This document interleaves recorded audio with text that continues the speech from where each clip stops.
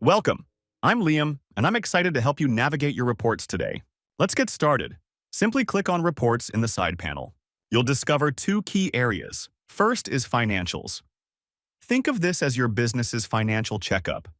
You can access vital reports like the profit and loss, balance sheet, general ledger, trial balance, statement of accounts, and budget variance. You can also change period and date range of the report. And second, Sales. Want to know how your sales are doing?